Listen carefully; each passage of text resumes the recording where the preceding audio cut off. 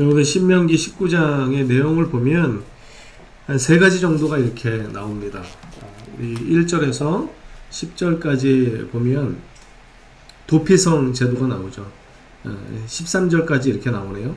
도피성 제도가 나오고 14절에서 경계표, 지계석을 옮기지 말 것에 대해서 잠깐 거론한 다음에 15절서부터는 거짓 증거하지 말 것에 대해서 이렇게 말씀하십니다.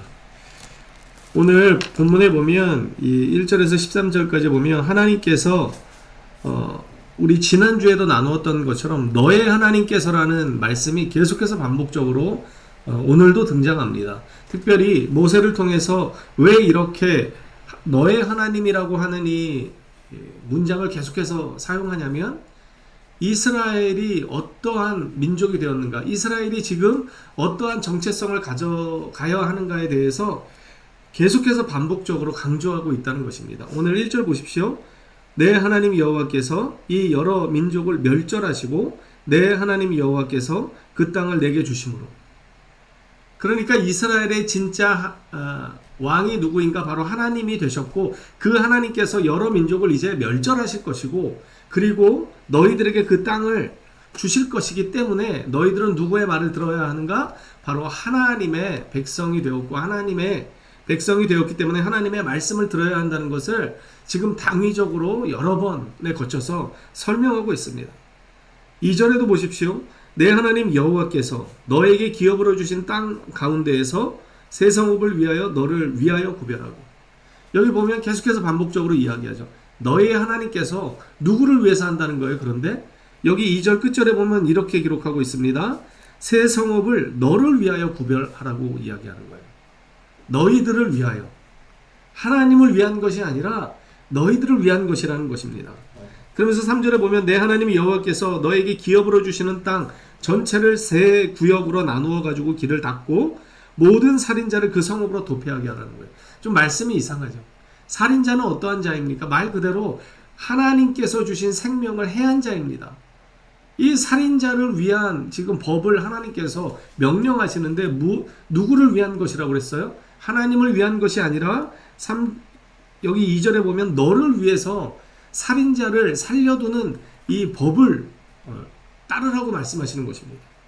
왜 그렇게 할까요? 이 고대 근동에는요, 이스라엘뿐만이 아니라 사실은 이 왕들이 신의 자리를 대체했었습니다. 그래서 애굽의 파라오라든가 로마의 황제라든가 이런 사람들이 자신을 태양에 비유했었습니다. 그래서 이 도피성의 제도가 이스라엘만 있었던 것은 아닌데 고대 근동 여러 나라에 이러한 비슷한 제도가 있었습니다. 그런데 그 제도와 오늘 하나님께서 명령하시는 도피성 제도와는 근본적으로 차이가 있는 것이 있습니다. 왜냐하면 고대 근동에 왕을 숭배했던, 왕을 신처럼 떠받들었던 그들의 제도화에서는 어떠한 구역을 정해놓습니다. 그리고 그 구역 안으로만 들어가면 어떤 이유로 살인할 건 관계없이 다 살려줍니다. 고의로 살인을 했던, 실수로 살인을 했던 관계없이 그 구역 안으로만 들어가면 그냥 무조건 살림을 받는 거예요. 그러니까 생명을 보존할 수 있는 거예요. 왜 이렇게 했을까요? 이 구역의 주인이 누구라는 걸 알려주는 거예요.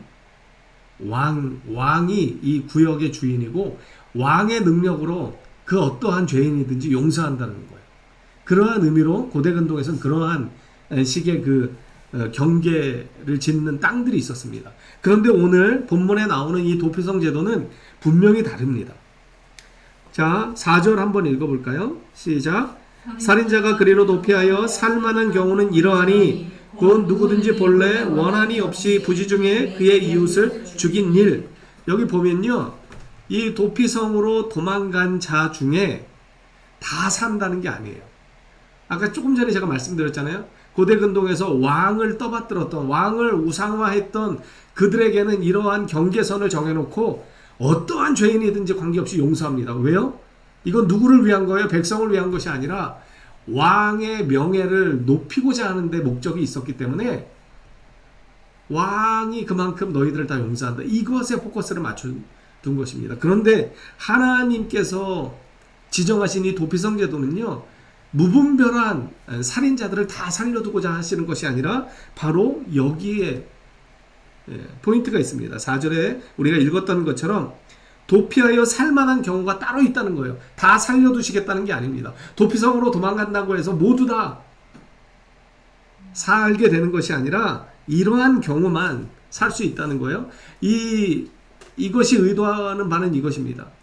그 사람이 비록 살인은 했지만 그 사람의 중심이 어디에 있는지를 하나님은 살펴보시는 거예요.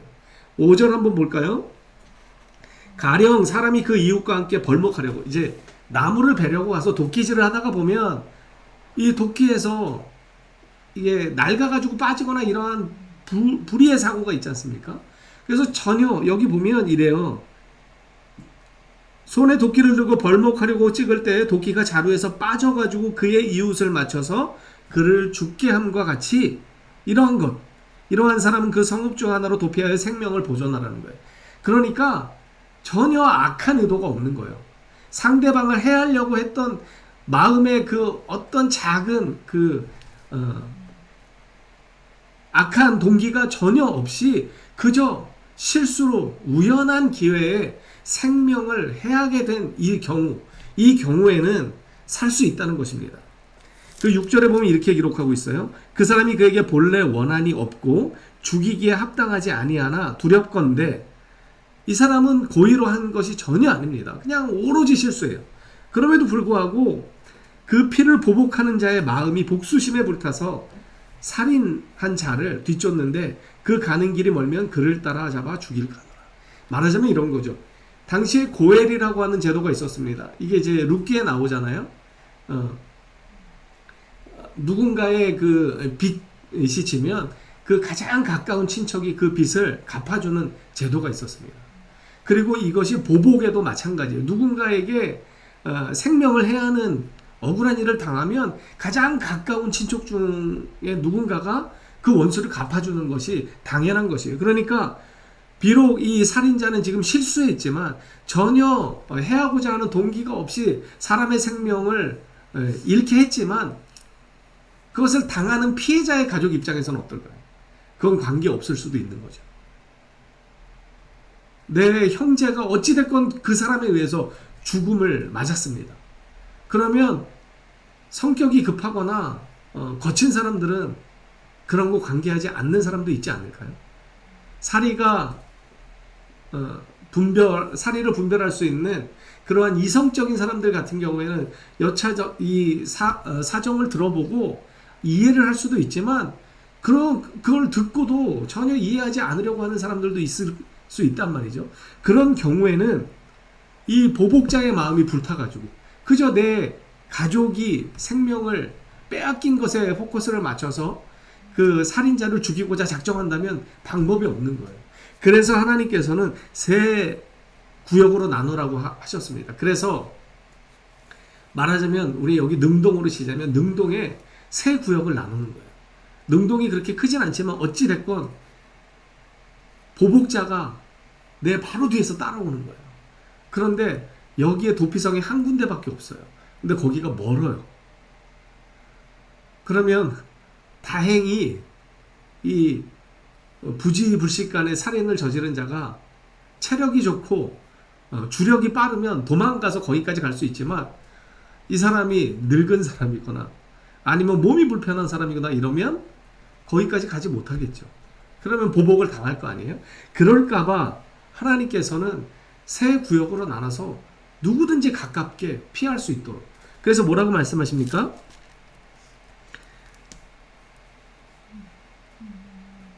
자, 8절에 보면 내 하나님 여호와께서 너의 조상들에게 맹세하신 대로 내 지경을 넓혀 내 조상들에게 주리라고 말씀하신 땅을 다 내게 주실 때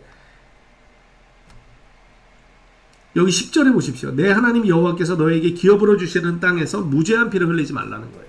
이게 무죄한 피라는 거예요. 이 사람에게는 악한 의도가 전혀 없었음에도 불구하고 그 생명을 해하는 일이 발생했지만 이 사람을 죽이려고 보복하게 되면 그것은 무죄한 피를 흘리는 것이기 때문에 그렇게 하지 말라는 것입니다. 여러분, 구약의 이 도피성 제도는요, 누구를 예표하는 것일까요? 네, 예수님을 예표하는 것입니다. 우리는 연약하고 부족해서 실수하죠. 거룩하신 하나님 앞에 우리는 살아갈 방법이 없습니다. 그런데 이 세 구역으로 나눠서 누구든지 나올 수 있게 하는 거예요. 누구든지 하나님의 은혜를 구하고 십자가의 은혜가 필요해서 주님께 나아가고자 하는 자들은 어느 누구나 쉽게 갈 수 있도록 그 길을 열어놓으라는 것입니다. 여러분, 이런 차원에서 보자면 우리는 해야 할 일이 분명히 많이 있습니다. 우리 가까운 주변에 이웃들에게 언제든지 우리는 복음을 전해야 합니다. 그래서 그들이 주님의 은혜를 찾고자 할 때 우리는 그 길을 인도해야 해요. 여기 길을 닦으라고 그랬잖아요. 그 도피성을 만들고 세 구역으로 나누어서 그 도피성을 만들 뿐만 아니라 길을 만들라고 그랬어요. 길을 닦으라고 그랬어요. 그것은 우리로 하여금 복음의 길을 예비하라고 하시는 것과도 같은 것입니다. 그래서 무죄한 피를 흘리지 말라는 것입니다. 그렇게 할 때 우리에게 복이 있다고 주님은 말씀하십니다. 자, 11절부터 13절까지는요, 악한 의도를 가지고 살인한 경우예요. 여기 11절에 보십시오. 만일 어떤 사람이 그의 이웃을 미워해가지고 엎드려서 기다립니다. 살인하기 위해서 기다리는 거예요. 그래서 그를 죽이고 이 사람이 그런데 도피성으로 도망합니다. 악한 의도를 가지고 살인을 한 다음에 도피성으로 도망가요. 그럼 어떻게 하라는 거예요? 12절의 말씀 함께 읽겠습니다. 시작. 그 본성읍 장로들이 사람을 보내어 그를 거기서 잡아다가 보복자의 손에 넘겨 죽이게 할 것이다. 하나님은 언제나 그 동기에 집중하십니다. 결과보다 그 사람의 중심이 어디에 있었는가를 보십니다. 이 사람의 중심은 어디에 있어요? 이웃을 죽이려고 한 것입니다. 여러분, 계명의 가장 핵심은 무엇입니까? 하나님을 사랑하고 이웃을 사랑하는 것입니다. 그런데 하나님께서 사랑하라고 하신 그 이웃을 지금 12절의 모습을 보면 어떻게 하는 거예요? 11절의 본문의 표현대로 보면 그 이웃을 죽이기 위해서 온 신경을 다 쓰고 있는 거예요. 온 노력을 기울여, 심혈을 기울여서 하나님이 사랑하라고 하신 그 이웃을 생명을 빼앗기 위해서 달려들고 있는 거예요. 이러한 자를 하나님께서 절대로 용서하지 말라고 하시는 것입니다. 13절의 말씀도 이렇게 기록하거든요. 너의 눈이 그를 긍휼히 여기지 말고 무죄한 피를 흘린 죄. 여기의 경우에는 고의적 살인이니까 이 피해자가 무죄한 사람이겠죠. 왜냐하면 이렇게 악한 의도로 달려드는 이웃을 어떻게 대처할 방법이 없다는 것을 하나님께서는 알고 계셨습니다. 그래서 무죄한 피를 흘린 죄를 이스라엘에서 제하라는 거예요. 그러면 너희에게 복이 있습니다. 하나님께서는 무죄한 피를 흘린 것에 대해서 용서하지 않으신다 말씀하십니다. 그리고 나서 14절에 보면 경계표예요. 말하자면 부동산 사기를 치지 말라는 것입니다. 쉽게 말하면 남의 것을 빼앗지 말라는 거예요. 속여 빼앗지 말라는 것입니다. 사기 치지 말라는 거예요. 이건 무엇입니까? 하나님이 땅을 기업으로 주십니다. 오늘 우리 1절과 2절에 이야기하는 것처럼 너의 하나님께서 너희로 하여금 그 땅에 들어가서 살게 하시고 그 땅을 너희에게 주셨다는 거예요. 그러니까 우리 각자에게 다 땅이 있습니다. 그것이 크든 작든 관계없이 하나님이 우리로 하여금 살아갈 그 여력을 주셨다는 거예요. 그런데 그럼에도 불구하고 조상이 정한 내 이웃의 경계표를 옮기지 말라고 그랬는데 이것을 옮기는 자는 어떠한 자입니까? 그럼 어떻게 생각하십니까? 왜 어떤 의도로 이것을 옮길까요? 하나님이 지정해 주셨는데 그것을 어기면서까지 이웃의 것을 탐내는 것입니다. 이것은 무엇이냐면 하나님이 주신 것으로 만족하지 않는 것입니다. 제가 월요일날 아침에 기도하면서 찬양을 들었는데 제가 카톡에 올려드렸잖아요. 모든 것이 은혜. 모든 것이 은혜라고 고백하는 것은요, 나에게 주어진 모든 상황이 다 하나님께서 간섭하시고 하나님께서 주시는 것이라는 거예요. 그렇기 때문에 어떻다라고 고백하는 거죠? 이 은혜라는 말은 감사하다는 말과 같다고 저는 생각합니다. 그래서 저는 이 모든 상황을 감사히 받고 있고 주님께 또 감사드립니다라고 고백하는 것이에요. 그런데 오늘 14절에 나오는 이 경계표를 옮기는 자의 마음은 어떨까요? 그들의 동기는 어떨까요? 주님이 주시는 것으로 만족하지 못한다는 것입니다.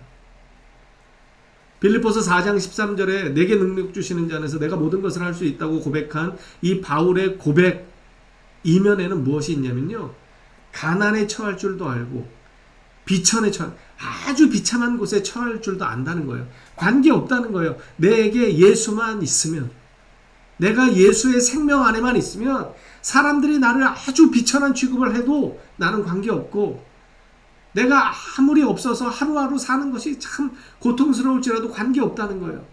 그리고 내가 누구보다 돈이 많아서 부유하게 살지라도 그것 때문에 기쁜 것이 아니라 나는 누구 때문에 기쁘다는 거예요. 바울의 고백은 그것입니다. 부한 것, 가난한 것, 높은 것, 비천한 것 관계없이 나는 예수님 때문에 기쁘고 감사한 삶을 살 수 있는 일체의 이 믿음의 비밀을 알게 되었다고 고백하는 거예요. 그래서 그는 담대히 선언하는 것입니다. 나에게 능력 주시는 자는 예수이신데 내가 그 예수 안에서 모든 것을 할 수 있다는 거예요. 가난에 처할 줄도 알고 버림바 되어도 상관없고 어떠한 지경에 처하든지 나는 예수의 힘으로, 예수의 능력으로만 산다라고 그는 고백하는 것입니다. 그러한 자라면 하나님이 우리에게 주신 것, 그것에 만족하지 않을 리가 없는 것입니다. 그래서 이것은요, 사실은 하나님이 주신 것에 만족하느냐 그렇지 않느냐의 문제입니다. 그리고 15절부터 나오는 이웃에게 거짓 증거하는 것. 여기 보면 두세 사람으로 이렇게 세우라고 그랬습니다. 그리고 지금은 우리가 증언자라고 하면 그 법정에 가서 내가 본 것만, 본 그대로만 법정에서 증언하는 것이잖아요. 근데 당시에 이 증언자들은요, 고발하는 그러한 그 역할도 감당했다고 해요. 그러니까 두세 사람의 증인이 법정에서 증언을 할 뿐만 아니라 가해자에 대해서 고소 고발할 수도 있다는 것이죠. 그러니까 훨씬 더 큰 영향력이겠죠. 그런데 이러한 영향력을 가진 증언자가 거짓으로 증언을 한다면 어떻게 될까요? 이 거짓 증언에 의해서 어마어마한 피해를 당하겠죠. 지금으로 따지면 이런 것입니다. 무고죄가 대단히 큰 벌이라고 하더라고요. 그러니까 죄가 없는데 덮어 씌우는 거예요. 이거 엄청난 죄겠죠. 이 비슷한 법으로 해석이 됩니다. 그래서 여기 보면 16절에 만일 위증하는 자가 있어서 어떤 사람이 악을 행하였다고 말하면 따져보라는 거예요. 17절 18절에 보면 재판장하고 제사장 앞에 가서 따져보고 그 다음에 어떻게 해요? 그것이 거짓으로 판명하면 18절 중반절 이하입니다. 그 형제를 거짓으로 모함한 것이 판명되면 그가 그의 형제에게 행하려고 꾀한 그대로 그에게 행하여 너희 중에서 악을 제하라. 그가 거짓 증언한 그대로 그에게 적용시키라. 살인했다라고 거짓 증거했다면 그에게 살인죄를 덮어 씌우라는 거예요. 그러면서 21절에 우리가 잘 알고 있는 것처럼 동해보복법, 제가 그 레위기 강해하면서 여러 번 말씀드렸습니다. 이것이 눈에는 눈, 이에는 이, 대단히 가차없는 처벌 같지만 사실은 악한 인간의 본성을 꿰뚫으시는 하나님의 긍휼이 여기에 담겨 있다고 그랬어요. 왜냐하면 여러분, 한 대 맞으면 한 대만 때릴 것 같지만 그렇지 않습니다. 한 대 맞으면 두 대 때리는 것이 사람의 이 악한 본성입니다. 우리 가족 중에 누구 하나가 생명을 잃으면 그 사람의 생명만 해야 할 것 같지만 그렇지 않다는 거예요. 전쟁이 왜 일어납니까? 더 많은 것을 갖기 위해서 남의 생명을 해야 하는 거예요. 그리고 그것이 악순환이 되는 것입니다. 오늘 이 19장의 본문은요, 사실은 이 구약의 이스라엘은 구약의 교회와도 같습니다. 교회의 거룩한 공동체를 세우는 데 있어서 우리가 어떻게 살아가야 하는지를 모세를 통해서 하나님이 말씀하시는 거예요. 실수하는 것에 대해서 용서할 수 있는 공동체가 되어야 한다는 것입니다. 그런데 우리는 어떻습니까? 우리는 실수에 대해서 별로 그렇게 용납하지 않으려고 합니다. 저도 좀 그런 경향이 있는 것 같아요. 실수가 여러 번 반복되면 저는 그것은 문제가 있다라고 늘 생각하거든요. 그런데 주님께서는 이 악한 의도가 없는 경우에는 용서하시라는 거예요. 그리고 우리는 어떻습니까? 우리는 늘 기도합니다. 우리는 주님을 만났기 때문에 주님의 은혜 안에서 살고자 애쓰는 사람들이기 때문에 나름 말씀을 보고 기도하고 주님의 뜻에 맞추어 살려고 합니다. 하지만 우리의 삶의 실제적인 모습은 어떻습니까? 그럼에도 불구하고 여전히 주님 앞에 또 똑같은 죄를 짓고 또 주님의 영광을 드러내기보다는 나의 영광을 드러내기 위해서 애쓰고 주님의 십자가를 드러내기보다는 나의 혈기를 드러내는데 내 삶의 많은 부분들이 소비되는 연약하고 완악한 나 자신을 발견할 때가 너무나 많이 있습니다. 그러한 우리를 주님께서 연약한 우리를 용서하지 않으신다면 우리는 죽을 수밖에 없는 것이죠. 그렇지만 주님께서는 그러한 우리를 용서하십니다. 마치 무죄한 자처럼 우리를 취급하시는 하나님의 은혜를 우리는 이미 경험한 사람들입니다. 그렇기 때문에 우리는 우리 형제 중에, 우리의 이 가족 중에, 우리의 공동체 일원 중에 누군가가 실수한다면 우린 그것에 대해서 관대할 수 있어야 합니다. 그것을 가르칠 수 있어야 하고 그것을 용납할 수 있어야 합니다. 우리도 하나님의 마음을 가지고 그의 동기가 어디에 있었는지 잘 살펴볼 줄 알아야 합니다. 그런데 많은 사람들이 점점점 더 이기적이 되다 보면 여러분 어떻게 하는지 아십니까? 그 사람의 동기에는 별로 관심이 없어요. 그것이 나에게 어떠한 피해를 가져다 줬는지 거기에 포커스를 맞추는 경우가 너무 많이 있습니다. 그래서 싸움이 되지 않을 것들이 싸움이 되고 분쟁이 되지 않을 것들이 분쟁이 됩니다. 왜냐하면 상대방의 동기에는 관심이 없거든요. 그거 관심 없이 나 이만큼 피해 받았어. 그러니까 나는 화가 날 뿐이야. 마치 무죄한 자의 생명을 해하려고 하는 무지막지한 보복자처럼 우리가 그렇게 살아가는 모습을 쉽게 발견하게 됩니다. 이것은 거룩한 공동체 일원의 모습이 아닌 것입니다. 그리고 주님이 주신 것에 만족할 줄 아는 사람은 하나님이 주신 것에 대해서 감사합니다. 내 이웃의 것을 탐내지 않습니다. 그런데 우리는 자꾸만 더 갖기 위해서, 더 많은 것을 누리기 위해서 하나님의 법을 어길 때가 많이 있는 것 같아요. 언제나 우리는 그 경계선에 서 있는 것 같습니다. 그래서 오늘 이 말씀을 통해서 하나님이 주신 것에 대해 내가 얼마나 감사하고 있는지, 만족하고 있는지 좀 돌아보시기를 소망합니다. 그래서 주님이 주신 모든 것에 감사하고 만족하고, 그래서 모든 것이 주님의 은혜였음을 고백하는 우리가 되었으면 좋겠습니다. 여기 15절에서부터 보면 이 거짓 증거하지 않는 것, 여기서 우리는 더 나아가야 합니다. 우리는 거짓 증거하지 않을 뿐만 아니라 에베소서에 보니까 에베소서 4장 로마서 12장 9절에 보면 사랑에는 거짓이 없대요. 사랑에는 거짓이 없다는 것입니다. 우리가 이웃을 사랑한다면 거짓 증언할 수 없는 것이죠. 이 거짓 증언도 왜 거짓 증언할까요? 이웃을 사랑하지 못하기 때문입니다. 이웃을 해하려고 하는 악한 의도가 있기 때문에 위증하는 거예요. 제가 지난주에 한번 말씀드린 것처럼 열왕기상 21장에 보면 이세벨이라고 하는 이 왕비가 아합이라고 하는 그 왕이 밥을 먹지 않습니다. 그러니까 걱정이 돼서 남편에게 물어요. 왜 식사를 하지 않으십니까? 그랬더니 나봇이라고 하는 사람의 포도원을 갖고 싶은데 이 나봇이 자기 조상들에게부터 받은 이 땅이기 때문에 팔 수 없다라고 했다는 거예요. 그래서 그 땅이 너무 갖고 싶은데 가질 수가 없으니까 밥맛이 떨어진 거죠. 그랬더니 이세벨이 호언장담. 식사하십시오. 왕이시여 식사하십시오. 내가 그 포도원 왕께 드릴 테니까 걱정하지 마시고 식사하십시오. 그리고 나서 어떻게 한 거예요? 불량배 두세 사람을 돈으로 사가지고 거짓 증인으로 세웁니다. 그리고 왕과 하나님을 모독했다라고 거짓 증거하게 해요. 그래서 이 나봇이 돌에 맞아 죽습니다. 그리고 난 뒤에 이 나봇의 포도원을 빼앗아 버립니다. 여러분, 이 이세벨의 모습에서 하나님의 백성다운 모습이 있습니까? 전혀 그렇지 않죠. 그래서 이세벨은 그 시체가 떨어져서 개가 핥는 그 하나님의 저주대로 그 생의 마감을 그렇게 하게 됩니다. 도피성과 경계표와 거짓 증거는요, 동일한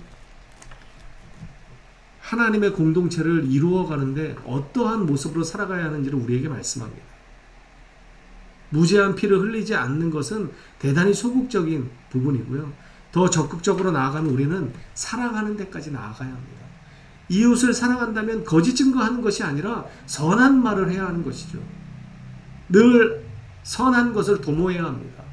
세우는 사람이 되어야 합니다. 우리가 돌아오는 주일부터 교회를 살리는 탁월한 직분자라는 교재를 가지고 좀 함께 공부를 해볼까 하는데, 여러분, 우리는 교회를 살리는 직분자가 되어야 합니다.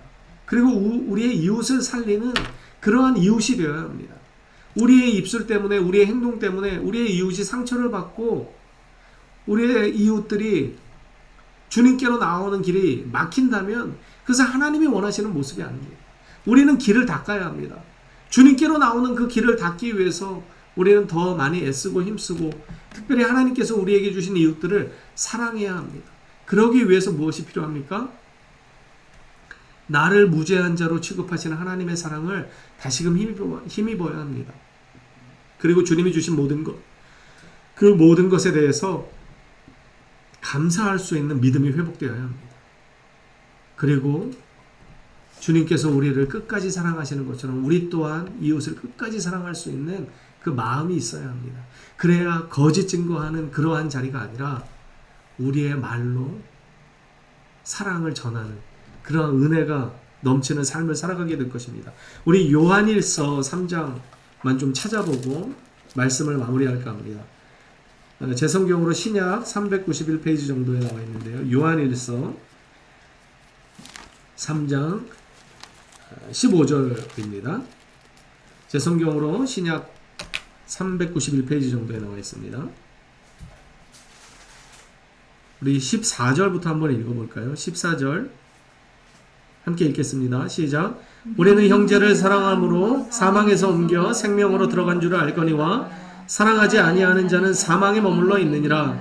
여기 보면요, 사랑하는 자가 생명이 있는 자라는 거예요. 예수의 생명이 있는 자라면 사랑하는 자가 마땅하다는 것입니다. 자, 15절도 함께 읽겠습니다. 시작. 그 형제를 미워하는 자마다 살인하는 자니 살인하는 자마다 영생이 그 속에 거하지 아니하는 것을 너희가 아는 바라.